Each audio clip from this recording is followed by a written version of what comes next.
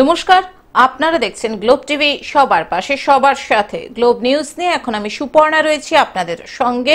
এক নজরে দেখে নেব আজকের বিশেষ বিশেষ খবর। ইংরেজ বাজার পুর প্রধানকে হুমকি ফোন। আন্তর্জাতিক মাতৃভাষা দিবস উদযাপন। স্কুলের জন্য জায়গা চিহ্নিতকরণ। বৃক্ষরোপণ ও সংরক্ষণের দায়িত্বে বসিরহাটের একদল যুবক। আবল তাবল থিয়েটার গ্রুপের 30 বছর পূর্তি। ঘাটালে মুখ্যমন্ত্রীর কুশপুত্তলিকা দাহ। বিনা প্রতিদ্বন্দ্বিতায় জয়ী হল Trinamool Congress.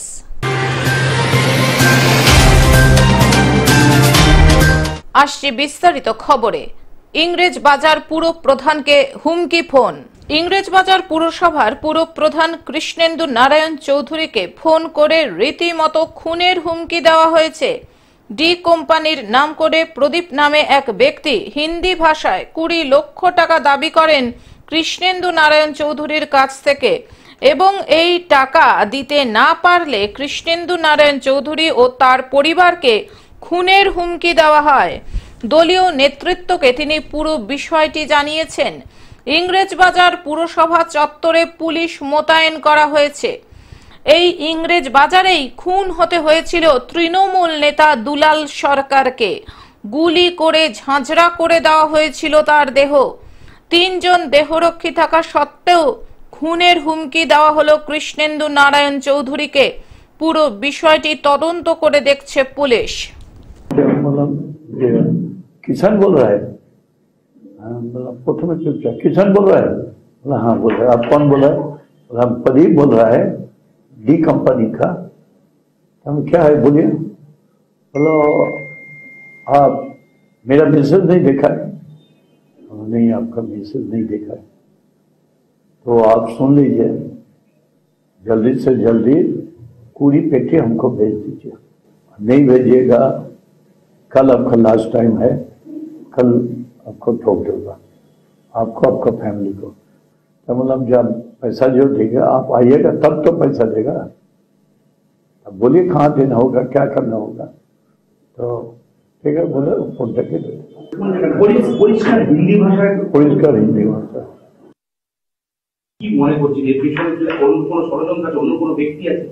Police देखছে, police totally দেখছেন।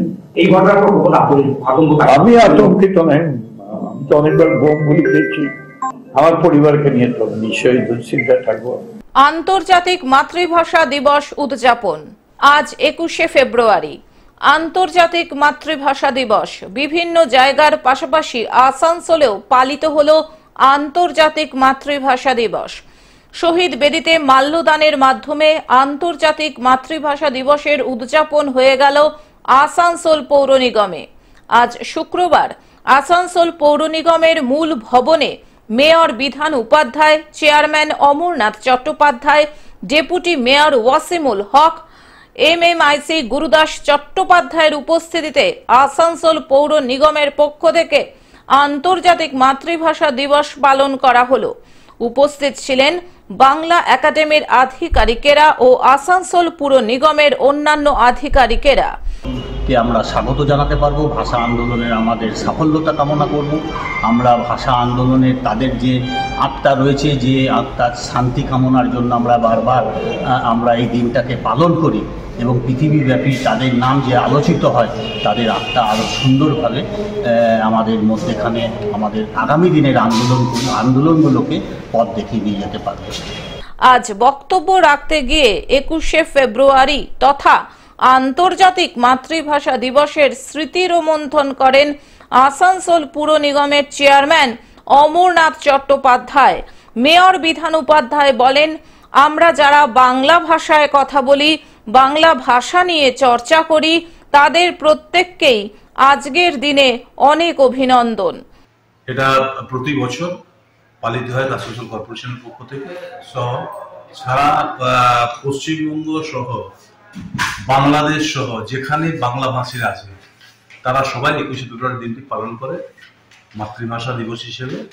আমরাও এখানে পালন করলাম এবং আমরা এই ভাষাটাকে, বাংলা ভাষাটাকে স্বীকৃতি পাওয়ার জন্য যেভাবে বীর শহীদেরা জীবন দিয়েছিলেন, নিজেদের জীবন দিয়েছিলেন, তাদের প্রতি শ্রদ্ধা জানাতে আজকের এই 21শে ফেব্রুয়ারি দিবস, এবং তাদের প্রতি আমরা শ্রদ্ধা জানালাম। এবং বাংলা ভাষাটা আমরা যারাই কথা বলি বাংলা ভাষাতে, আমরা যারা মানে বাংলা নিয়ে চর্চা করি, আমি সকলকে অভিনন্দন এবং শুভেচ্ছা জানাচ্ছি। আসানসোল থেকে সৌমিত্র গাঙ্গুলির রিপোর্ট, গ্লোব নিউজ। স্কুলের জন্য জায়গা চিহ্নিতকরণ। ভারত বাংলাদেশ অধ্যুষিত এলাকা তথা সীমান্ত এলাকা দক্ষিণ দিনাজপুর জেলা। এই জেলার শেষ প্রান্তেই রয়েছে ভারত বাংলাদেশ সীমান্ত তথা আন্তর্জাতিক হিলি সীমান্ত। দক্ষিণ দিনাজপুর জেলার বালুরঘাট হিলি রেললাইন সম্প্রসারণের ফলে হিলি ব্লকের দুটি প্রাথমিক স্কুল রেললাইনের আওতায় পড়ে যায়। সেই স্কুল দুটিকে নতুন জায়গায় স্থানান্তরিত করবার জন্য এইবার কোমর বেঁধে নামলেন দক্ষিণ দিনাজপুর জেলা ডিপিএসসির চেয়ারম্যান সন্তোষ হাঁসদা। জেলা প্রাথমিক শিক্ষা সংসদের পক্ষ থেকে জায়গা চিহ্নিতকরণের কাজ হয়েছে। ইতিমধ্যেই একটি স্কুলের জায়গা চিহ্নিতকরণ হয়েছে। খুব শীঘ্রই আরও একটি স্কুলের জন্য জায়গা চিহ্নিতকরণ করা হবে। অলরেডি দুটো প্রাইমারি স্কুল এই রেল লাইনের মধ্যে পড়ে গেছে। একটা হচ্ছে ধলপাড়া এপি আর একটা হচ্ছে পশ্চিম আত্মীয়। তো এই দুটো স্কুলকে একটা শিফট করাতে হবে, সেই জন্যই আমরা জায়গা দেখতে এসেছি এখানে। তো ইতিমধ্যে আমরা জায়গাগুলো দেখছি, কোনটা আমাদের কাছে পছন্দসই হয় আমরা সেই বুঝেই আমরা সেই জায়গাগুলোকে, যারা জমিদাতা তারাও যদি আমরা দামের মধ্যে পড়ে যায়, যে টোটাল জায়গাটা কিনে নিতে হবে, সেগুলো যদি আমরা সেই পরবর্তী ধাপ আমরা এগোবো। দক্ষিণ দিনাজপুর থেকে জয়দীপ মৈত্রের রিপোর্ট, গ্লোব নিউজ। বৃক্ষরোপণ ও সংরক্ষণের দায়িত্বে বসিরহাটের একদল যুবক। শুধুমাত্র বৃক্ষরোপণ নয়, রোপণের পর গাছ সংরক্ষণের দায়িত্বে বসিরহাটের একদল যুবক। 1925 সালে বসিরহাটের কাছারিপাড়ায় গড়ে উঠেছিল টাউন ক্লাব। দীর্ঘদিন ধরে সেই সংগঠন একদিকে যেমন বসিরহাটে একাধিক ফুটবল প্লেয়ারকে জন্ম দিয়েছে, অন্যদিকে একাধিক সমাজ সেবামূলক কাজের মধ্যে দিয়ে নিজেদেরকে মেলে ধরেছে। তাই 2025-এ শতবর্ষে পদার্পণ করে এক অন্যরকম ভাবনা নিয়ে হাজির বসিরহাটের টাউন ক্লাব। সারা বিশ্ব জুড়ে যেভাবে উষ্ণায়ন বেড়ে চলেছে, পাশাপাশি যে হারে শিল্প বিস্তার ও গৃহস্থের বাড়ি তৈরি করার জন্য নির্বিচারে বৃক্ষছেদন চলছে, তা যথেষ্টই চিন্তায় ফেলেছে পরিবেশবিদদের। সেই কথা মাথায় রেখে একাধিক জায়গায় বৃক্ষরোপণ কর্মসূচি পালন করা হয়। কিন্তু দেখা গিয়েছে বেশিরভাগ ক্ষেত্রেই শুধুমাত্র সংরক্ষণের অভাবে গাছগুলি নষ্ট হয়ে যায়, যার ফলে বৃক্ষরোপণ কর্মসূচি তার মূল উদ্দেশ্যে পৌঁছতে পারছে না। সেই সমস্যার সমাধানে এগিয়ে এলো বসিরহাটের টাউন ক্লাবের সোমনাথ ঘোষ, সঞ্জু ঘোষ, কৌস্তব রায়, রাহুল রায় ও মৃদুল সিংহের মতো যুব সদস্যরা। ধন্যবাদ দেবো যে শতাব্দী প্রাচীন এই ক্লাব পরিবেশ সম্বন্ধে যথেষ্ট সচেতন এবং তারা আগামী প্রজন্মকে সচেতন করার উদ্দেশ্যে যে বৃক্ষরোপণের আজকে এই মহান দিনটি বেছে নিয়েছে, এর জন্য আমি স্বাগত জানাই। এবং এই গাছ পোড়ার মাধ্যমে পরিবেশ যাতে রক্ষণাবেক্ষণ সঠিকভাবে হয়, সেটাই মানুষকে সজাগ করার জন্য তারা এই সচেতনভাবে এগিয়ে এসছে। এর জন্য আমি টাউন ক্লাবকে ধন্যবাদ জানাই। তারা শতবর্ষে যেমন শহর বসিরহাটের সূর্যকান্ত উদ্যান, শরৎ বিশ্বাস রোড ও কাছারিপাড়ার বিভিন্ন এলাকায় প্রায় 100টি বৃক্ষরোপণ করলেন, তার সঙ্গে সঙ্গে দায়িত্ব নিলেন সেই বৃক্ষগুলিকে সংরক্ষণ করারও। বৃক্ষরোপণের পর বাঁশের বেড়া তৈরি করে ওই গাছের চারিদিকে নেট আকারে লাগিয়ে দেওয়া হচ্ছে, যাতে যে কোনো ধরনের বিপর্যয় থেকে ওই গাছগুলি রক্ষা পায়। তাদের এই মহতি উদ্যোগে সামিল হন ভারতের প্রাক্তন ফুটবলার মিহির বসু ও বসিরহাট পুলিশ জেলার অতিরিক্ত পুলিশ সুপার পার্থ ঘোষ সহ বিশিষ্টজনেরা। সংগঠনের তরফে সুশান্ত ঘটক বলেন, শুধুমাত্র বৃক্ষরোপণ করলেই চলবে না, তাকে সংরক্ষণ করে বাঁচিয়ে রাখাই আমাদের মূল উদ্দেশ্য। শতবর্ষ উপলক্ষে যে সারা বছরব্যাপী অনুষ্ঠানের আমরা চিন্তাভাবনা করেছি, তার আজকে সূচনা হলো বৃক্ষরোপণের মাধ্যমে। এরপরে সারা বছর ধরেই আমাদের বিভিন্ন রকম অনুষ্ঠান হবে। বসে আঁকো প্রতিযোগিতার ব্যাপার আছে, খেলাধুলোর ব্যাপার আছে, মহিলা ভলিবল বা মহিলাদের দিয়ে ফুটবল খেলা এবং চিত্র প্রদর্শনী, এই সমস্ত বিষয়গুলো নিয়ে এবং সেই সঙ্গে অন্যান্য আরও চিত্তাকর্ষক কিছু অনুষ্ঠানের আয়োজন আমরা করব সারা বছর ব্যাপী। বসিরহাট থেকে শ্যাম বিশ্বাসের রিপোর্ট, গ্লোব নিউজ। আবল তাবল থিয়েটার গ্রুপের 30 বছর পূর্তি। হাওড়া আবল তাবল থিয়েটার গ্রুপের 30 বছর পূর্তি উপলক্ষে গ্রুপের পক্ষ থেকে হাওড়ার লিলুয়ার কালীতলা অবৈতনিক প্রাইমারি বিদ্যালয়ের ছাত্রছাত্রীদের হাতে কিছু পুষ্টিকর খাবার ও খাতা কলম উপহার হিসেবে তুলে দেওয়া হলো।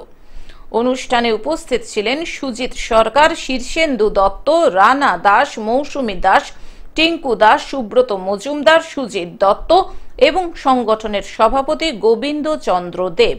নানা সমাজ সেবা ও সাংস্কৃতিক কর্মকাণ্ড তারা চালিয়ে যাবেন, এমনটাই জানালেন সংগঠনের সভাপতি গোবিন্দ চন্দ্র দেব। তাবলের পক্ষ থেকে ওদের সঙ্গে একটা সুন্দর সময় কাটাচ্ছি। আমাদের সামর্থ্য অনুযায়ী কিছু পুষ্টিকর খাবার, খাতা কলম তুলে দেওয়ার চেষ্টা করছি। এরাই তো আমাদের আগামী ভারতবর্ষ, এদের মধ্যে থেকে কেউ কালেক্টর হবে, কেউ ডাক্তার হবে। হাওড়া থেকে কৌশিক ঘোষের রিপোর্ট, গ্লোব নিউজ। ঘাটালে মুখ্যমন্ত্রীর কুশপুত্তলিকা দাহ, ধর্মীয় ভাবাবেগে আঘাতের অভিযোগ। ঘাটালে মুখ্যমন্ত্রীর কুশপুত্তলিকা দাহ।